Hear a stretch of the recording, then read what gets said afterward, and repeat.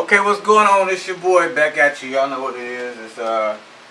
It's book time. It's time for the Must Be Me book, and it's your author, Chris Jackson. Now remember, when we at home like this, just so y'all make sure I get a good look and we clear. Y'all can hear me. We in Bible stories. Y'all remember I told y'all we finished David and Bathsheba. We wasn't gonna go into the second part because that ain't what much Shutting Man told me to tell y'all about. What he did was, when we do the ride-alongs, you know, that's when we talk about subject matter from the book. When we sitting here, y'all see the computer behind me with the grandbaby Tafari. That's my man's now. When he back there, we know what it is. We talk about Bible stories. So now, with that being said, we're going to peruse through the first chapter. We're not going to dig into it, but we're going to do in the book of Ruth because it's not about the book of Ruth. It's about Ruth as a person, her integrity. So now, that's what he wants me to talk to y'all about. Because, you know, I'm praying God wake me up in the middle of the night, be like, go and tell him this. I'm like, Lord, I was tired. He was like, get up and tell him something. I was like, okay. So we're going to cut to the chase. So we peruse through. A young man named Elimelech and his wife Naomi, they have two sons, Mahlon and Chilion. There's a famine going on in Bethlehem. This was transpiring at the time. So he tell his wife, hey, get the boys, get y'all stuff together. We finna move around. They go to a young town called Moab. Bam. They get there. You know, so Elimelech, Naomi's husband, passes away. Cut to the chase. Her two sons meet Orpah and Ruth. These two women, they are Moabite women. They're not Hebrew, they're not Israelite women, but they're marrying outside of their culture, which they actually aren't supposed to do.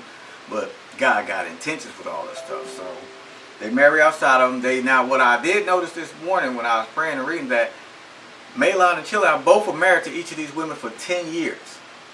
Okay, just for y'all get a clarity on that, they were married for 10 years, so they were vested basically. But then the two sons passed away, so now it's just Naomi and her two daughter-in-laws. So word come through Moab like, hey, they back there eating. You know, the famine is over there in Bethlehem. So she like, well, shoot, let me go back to my people since it's all good again. So the daughter-in-laws, they pack up, they get on the road, they finna do their thing, they leaving, and she tell them like, you know what? It's Naomi speaking now. She's like, ain't no sense in y'all going back with y'all because, you know, I can't have no more kids. I can't help y'all out. You know, y'all, I thank you for the blessing y'all been to me. And they like, no, we're going to go with you. So they get through journeying a little bit more. And she stop them again like, well, dig this. You know, so if I get pregnant tonight, have some more kids, is y'all going to wait till they get old enough so y'all can have kids? Because you got to remember, they were with their sons 10 years. So they say, let's say they met them at they was 18, 19, and they had. So that 2 years now they're 30 years old. And we don't know how old Naomi is, and she's a lot older, so she can't sit back and say, okay, within the next 15 years, y'all have kids, y'all gonna be in your 40s. These dudes are only teenagers, and they may not want to mess with y'all. But, long story short, they decide they're gonna roll with her. But Orpah, she said it again. Let me finish where I'm going. She said it again, so okay, y'all can go back. Now, she said, your sister-in-law, Orpah, it says in the Bible, went back home. But Ruth told Naomi, dig the shenanigans. I hear what you're saying. I'm feeling what you're saying. But wherever you go, I'm going. Wherever you die, I'll die. Your God will be my God. Your people will be my people. This is what she's telling her. So, cut dry at the people, the kids nowadays say, Naomi's like, say less. So, they on their journey going back to Bethlehem. And when they get there, everybody got glad to see Naomi coming back because you got to remember, I don't think they left poor. I think they left substantial. And she came back still, and she was depleted because her husband was gone and both her sons were taken away. These are the people who are supposed to take care of her for the rest of her life. Now, let me get something clear for y'all understand. In those times like today, wealth is by your legacy. And people will never understand it. They think riches is legacy or wealth is a bunch of money. Wealth has nothing to do with money. Wealth is about your generational, your name, and your kids. Because when you have kids and you have grandkids and great-grandkids and great-grandkids, but your name lives on, that's what wealth is. So the thing was to keep Elimelech's name alive, her husband, she didn't have a chance to create wealth because the daughter-in-laws never had children with her son. So there's no legacy, so there's no wealth. I'm not saying that she don't have riches. I don't know. She probably did or probably didn't. But we're going to get to the point. They come back there. Everybody see Naomi. She said, no, I ain't feeling myself right now. Man, I'm glad to see y'all. I love y'all too. But I left full. I came back empty. Now, she didn't come back empty because she came back with Ruth. But she's looking at it from the standpoint of her husband gone and both her sons have passed away. So she's feeling like everything I left with, I came back without.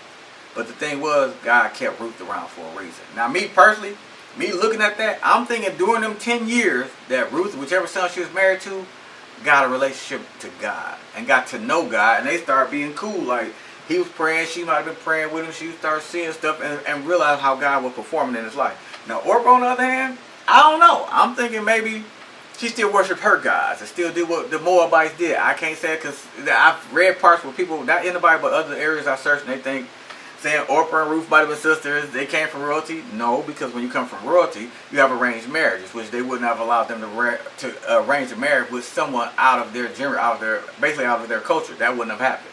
Two, I don't believe they were sisters, because I don't see one sister leave the other. Me personally, like, if Orpah go back and her and Ruth were actually biological sisters, I believe they both would have stayed together and rolled with it. But I feel like, me personally, that they were two women that met two brothers. It hit it off. Everything went smooth. Bam. Things went south. Now she, Orpah go home. Ruth stayed with Naomi. So remember I told y'all, all of y'all ain't Ruth. This is the beginning of Ruth. Because I want you to understand who Ruth was. The thing is, I want you to see her integrity and what she built up inside of her. And see what y'all don't understand. Before Ruth met Boaz, she already had an idea and got a knowledge of God. Which means she started becoming what a woman of God is supposed to be. Because her husband was showing her these things and showing her what God is about. The true God of Israel. Not the God that the Moabite people worship. Who he worshiped. And Ruth had that relationship. So when I say some of y'all Orpah, because Orpah turned around and went back. Because when Naomi said it again about them leaving, Ruth, like, she already had it set in her heart. Your God will be my God. We're going to stick to that point. Orpah always like, okay, you said the first time I was going, but I really didn't want to go. So when she gave her the second chance to leave, she left. So think about that for a minute. I'm going to finish up right there. I ain't going to put no more on y'all because this is the beginning. I had to peruse through the first chapter because we're going to get started next time on the second chapter. And it's going to get good, y'all, because I've been really into this and reading and praying and understanding some things I ain't even understand. I'm like, whoa. When Shonda and I was like, there you go. There you go. Tell them something, boy. Tell them something. So, okay, so listen. Y'all know what it is. It's your author, Chris Jackson. It's the book, Must Be Me. Grab your copies. Listen, you got to go to the author Chris Jackson YouTube channel. Like, subscribe, check out the videos. It's like, I didn't even know I had like over 40 videos on there. You go to the beginning and see where we started from because we're still growing and learning how to do this. This is still, the format is just beginning. The backgrounds ain't everywhere we want to be yet, but we working on it. So again, it's always love and peace in the end. Ta-da. It must be me. What? It must be me. What? It must be me. Peace. Till next time. We gonna get it in, y'all. Love.